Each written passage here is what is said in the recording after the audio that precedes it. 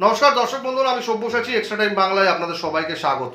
এই ভিডিওটা, এই গল্পটা, আজকে যে গল্পটা আপনাদের শোনাবো, এটা গল্প নয়, এটা এমন দুজন কৃতী মানুষকে নিয়ে যাদের পারিবারিক জীবনে অনেকটা চড়াই উতরাই রয়েছে বলে তাদেরকে নিয়ে তাদের সমস্যায় ফেলা হচ্ছে, তাদের চরিত্র নিয়ে প্রশ্ন তোলা হচ্ছে, যেটা একেবারেই কাম্য নয়।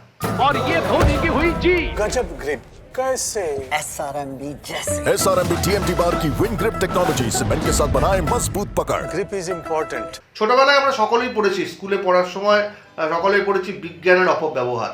বিজ্ঞানকে যদি আপনি সঠিকভাবে ব্যবহার করতে পারেন, বিজ্ঞান তাহলে আপনাকে অন্যভাবে আপনার কাছে আসবে। আর বিজ্ঞানের যদি আপনি সঠিকভাবে ব্যবহার না করেন, যদি ইচ্ছাকৃত কোনো মানুষকে সমস্যায় ফেলার জন্য বিজ্ঞানকে আপনি প্রয়োগ করতে চান, তাহলে অন্যরকমভাবে ধরা দেবে বিজ্ঞান। ঠিক যেমনটা হয়েছে মোহাম্মদ শামি এবং সানিয়া মির্জার ক্ষেত্রে। দেখুন, মোহাম্মদ শামি এবং সানিয়া মির্জা এমন দুজন তারকা, একজন ক্রিকেটার, একজন টেনিস আইকন, দুজনেই দেশের হয়ে প্রচুর পারফরমেন্স করেছেন, ভারতের নাম সব জায়গায় ছড়িয়েছেন, ভারতের সম্মান বৃদ্ধি করেছেন। শামি ক্রিকেট খেলে, সানিয়া মির্জা টেনিস খেলে। সমস্যার জায়গাটা হচ্ছে মোহাম্মদ শামি এবং সানিয়া মির্জা দুজনেরই একটা পাস্ট লাইফ আছে, যে পাস্ট লাইফটা তারা অতি সহজে ভুলতে চান। হাসিন জাহানের সঙ্গে স্বামীর প্রেম ছিল, সেখান থেকে বিয়ে করেন, বিয়ের পরে একটি কন্যা সন্তানের জন্ম হয়, কিন্তু দুজনের মধ্যে বনিবনা হয় না। কয়েক বছর ধরে দুজনে আলাদা রয়েছেন এবং ইতিমধ্যে আদালতে মামলাটা চলছে, যে কোনো সময় ডিভোর্স হয়ে যেতে পারে। অন্যদিকে সানিয়া মির্জা অনেক ঘটা করে পাকিস্তানের প্রাক্তন অধিনায়ক শোয়েব মালিককে বিয়ে করেছিলেন।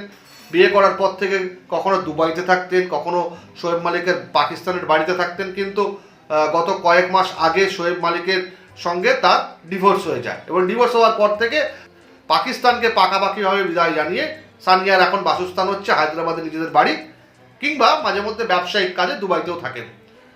এই যে দুবাইতে থাকেন, স্বামী দুবাইতে যান, এই বিষয়টাকে সোশ্যাল মিডিয়ার কিছু মানুষজন যাদের কোনো কাজ নেই, তারা একত্র করে কয়েকটা ডিপ ফেক ফটো এআই এর মাধ্যমে সোশ্যাল মিডিয়ায় ছড়িয়ে দিয়েছেন।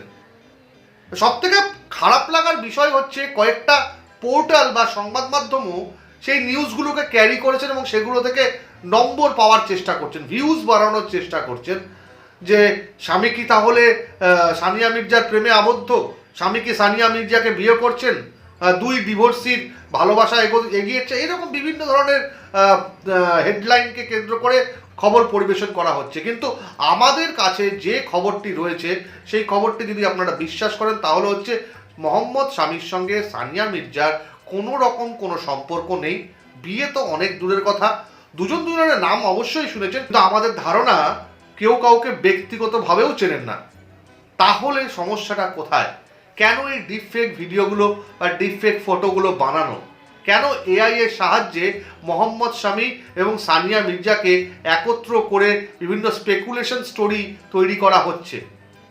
এতে কার লাভ হচ্ছে? প্রত্যেকেরই, আমার আপনার সবারই একটা ব্যক্তিগত জীবন আছে কাজের বাইরে। সেইটাকে নিয়ে কি কাঁটাছেঁড়া করা কারোর স্পর্ধার মধ্যে পড়ে, কারোর দায়িত্বের মধ্যে পড়ে? এটা কিন্তু ভাবনা চিন্তার বিষয়। এটা একটা অন্য ধরনের গল্প আপনাদের শোনালাম, অন্য ধরনের স্টোরি শোনালাম, যেটা কিন্তু সকলকে নাড়া দিতে পারে। আশা করি আপনাদের এই স্টোরিটা ভালো লেগেছে। আর যদি ভালো লেগে থাকে তাহলে আপনাদের বন্ধুদের মধ্যে শেয়ার করুন, আমাদের কমেন্ট বক্সে লিখে জানান এবং আমাদের এক্সট্রা টাইম বাংলা ইউটিউব চ্যানেলকে সাবস্ক্রাইব করুন। Extra time.